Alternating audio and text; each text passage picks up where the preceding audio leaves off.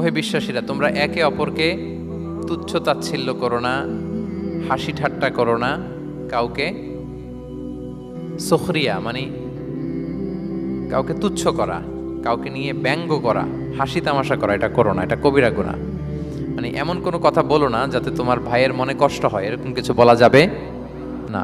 আমরা অনেক সময় এটা করে ফেলি, এমন কথা বলি যেটাতে আরেক ভাই বা আরেক বোন কষ্ট পায়।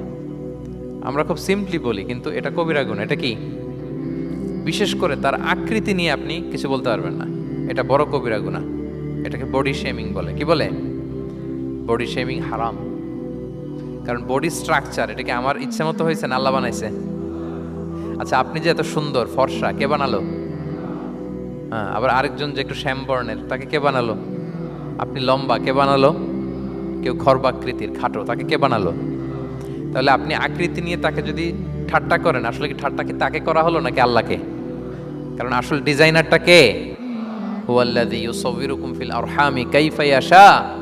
আল্লাহ তাআলা তোমাদেরকে যেমন চেয়েছেন ঠিক তেমন মাতৃগর্ভে তোমাদেরকে ডিজাইন করেছেন, তোমাদের আকৃতি দিয়েছেন। এজন্য কারো আকৃতি নিয়ে অবজ্ঞা করা, তুচ্ছ করা, হেয় করা, এটা প্রকারান্তরে আল্লাহকে অবজ্ঞা করার সমান। দ্য ক্রিয়েটর, যিনি স্রষ্টা, তাকে আপনি অবজ্ঞা করেছেন, ঠিক কিনা বলেন? তাহলে এখন কারো আকৃতি নিয়ে কিছু বলবেন? আমরা বাংলাদেশে এরকম বলি না? বেশি মোটা হলে তাকে একটা নাম দিয়ে ফেলি। হ্যাঁ, কি বলি? কি বলেন? মোটু। তারপর কেউ চিকন হলে তাকে একটা নাম দিয়ে ফেলি, চিকন আলী। এরপর ধরেন যে কারো হয়তো নাক ছোট, চোখ ছোট, তাকে চাকমা বলে আমাদের এলাকায়। হ্যাঁ, নাক ছোট, চাকমা। তো এটা হইলো?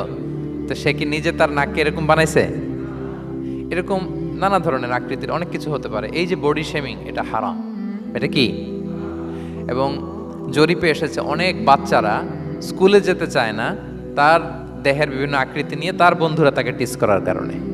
খুব মোটা সে, তাকে নিয়ে তার ফ্রেন্ডরা এমন কথা বলে, সে আর স্কুলে যাওয়ার প্রতি আগ্রহ ফিরে পায় না। এটা কত বড় সামাজিক সমস্যা আপনি খেয়াল করেছেন? হ্যাঁ, কখনো কারো আকৃতি নিয়ে কোনো কমেন্টস করা যাবে? কারণ আকৃতিটা দিয়েছে কে? এটা খবরদার, এটা বড় কবিরা গুনাহ। আব্দুল্লাহ ইবনে মাসউদ রাদিয়াল্লাহু তাআলা আনহু, এই সাহাবী, ওনার পা দুইটা ছিল চিকন, চিকন পা। উনি একবার আরাক গাছের চূড়ায় উঠেছেন, মেসোয়াকের ডাল ভেঙে মেসোয়াক করবেন। বাতাসের ঝাপটা, ওনার লুঙ্গিটা একটু সরে গিয়েছে, পা দুইটা দেখা গিয়েছে। তো এত চিকন পা দেখে সাহাবারা সবাই হাসতেছে নিচে। রাসূল ইসলাম বললেন, ব্যাপার কি, তোমরা হাসো কেন? বলে যে ইবনে মাসউদের পা গুলো দেখে দেখেন রাসূল কত চিকন পা, হাসতেছে। রাসূল ইসলাম রাগান্বিত হলেন, বললেন, ওই সত্তার শপথ যার হাতে আমার আত্মা, ওই আল্লাহর কসম করে আমি বলি, লাহুমা আফকালু ফিল মিজান মিন উহুদ, এই পা দুটো মিজানের পাল্লায় রাখা হলে কিয়ামতের দিন উহুদ পাহাড়ের চেয়ে বেশি ভারী হয়ে যাবে। তার মানে এত সম্মান ইবনে মাসউদের, সম্মান আল্লাহর কাছে, কল্পনা করেন, উহুদ পাহাড়ের চেয়ে বেশি ভারী হয়ে যাবে। কিন্তু আমরা অনেক সময় এই মানুষের আকৃতি নিয়ে তুচ্ছ তাচ্ছিল্য করি। রাসূল সাল্লাল্লাহু আলাইহি ওয়াসাল্লামের একজন স্ত্রী ছিল, নাম সফিয়া। কি নাম? সফিয়া বিনতে হুয়াই ইবনে আল আখতাব। উনি আকৃতিতে কিছুটা খাটো ছিলেন এবং একটু স্থূলাকৃতির ছিলেন। এটাকে একটু ইঙ্গিত করে আম্মাজান আয়েশা রাদিয়াল্লাহু তাআলা আনহা একবার একটা শব্দ ব্যবহার করেছেন, মানে শব্দ দিয়ে কৌশলে বুঝিয়েছেন, তানি কসিরা, মানে আপনার সেই খাটো স্ত্রী সফিয়া। নারীদের মধ্যে এটা থাকে স্বাভাবিক, মানবীয় কারণে।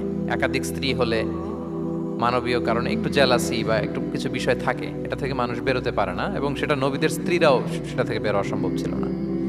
তো কথা বলতে বলতে এমন একটা শব্দ বললেন যেটা দিয়ে সাফিয়া রাদিয়াল্লাহু তাআলা আনহাকে বুঝালেন যে আপনার অমুক স্ত্রী, মানে তিনি আকৃতিতে কিছুটা খাটো এবং কিছুটা স্থূলাকৃতির। এই শব্দটা রাসূল ইসলাম পছন্দ করলেন না। বললেন, আয়েশা, এটা তুমি কি বললে? আয়েশা, তুমি কি জানো, লাকুত কুলতি কালিমা, তুমি এমন একটা শব্দ বলেছো সাফিয়ার ব্যাপারে, লাউ মুজিজাত বিমা ইল বাহরি লা মাজহাজাতহু, এই শব্দটা যদি নীল সাগরে ছেড়ে দেওয়া হয় তাহলে এই শব্দের পঙ্কিলতার কারণে নীল সাগরের পানি মুহূর্তেই কালো হয়ে যাবে। আর এরকম শব্দ যেন আমি না শুনি। আম্মাজান আয়েশা রাদিয়াল্লাহু তাআলা আনহা সচেতন হয়ে গেলেন, আর কখনো এরকম বলেননি। দেখেন, রাসূল ইসলাম কখনো এই বডি শেমিংকে স্পেস দিতেন না, কখনো না। আমরা এগুলোকে ছোট মনে করি, কিন্তু যাকে আপনি বলেন সে অনেক কষ্ট পায় মনে, সে খুব মনে কষ্ট পায়, এজন্য এটা বলা যাবে না, খবরদার। রাসূল সাল্লাল্লাহু আলাইহি ওয়াসাল্লাম বলেন, ইন্নাল আবদা লা ইয়াতাকাল্লামু বিল কালিমাতি মা ইয়াতাবায়্যানু ফিহা ইয়াজিল্লু বিহা ফিন্নার। মানুষ অনেক সময় মুখ ফসকে এমন কমেন্ট করে ফেলে অন্যের ব্যাপারে, এটা দিয়ে সে মাঝে মাঝে জাহান্নামী হয়ে যায়, কিন্তু সে ভাবেই নাই এই শব্দে আমাকে জাহান্নামে ঢুকাবে। কারণ এই মুখ দিয়ে যা বেরোয় এটা বলতে অনেক সাবধানে। রাসূল ইসলাম বলেছেন, দুইটা অঙ্গের গ্যারান্টি যদি কেউ আমাকে দেয়, আমি তাকে জান্নাতের গ্যারান্টি দেই। মাইয়াদমান লি মা বাইনা লিহিয়াইহি ওয়া মা বাইনা রিজলাইহি আদমান লাহুল জান্নাহ। দুই অঙ্গের গ্যারান্টি যে দেয় তাকে আমি জান্নাতের গ্যারান্টি দিই। এক হচ্ছে দুই চোয়ালের মাঝখানে যা আছে মানে জিহ্বা, এই জিহ্বার গ্যারান্টি যদি দেয়। আরেকটা হচ্ছে দুই পায়ের মাঝখানে যা আছে মানে মানুষের প্রাইভেট। এই দুইটা অঙ্গের গ্যারান্টি যদি কেউ দেয় যে এই দুই অঙ্গ দিয়ে আমি কোনো পাপ কাজ সংগঠিত করব না, বিশ্বনবী সাল্লাল্লাহু আলাইহি ওয়াসাল্লাম বলেন আমি আমার ওই উম্মতকে জান্নাতের গ্যারান্টি দেই। তাহলে তুচ্ছ তাচ্ছিল্য ঠাট্টা বিদ্রূপ করা যাবে না।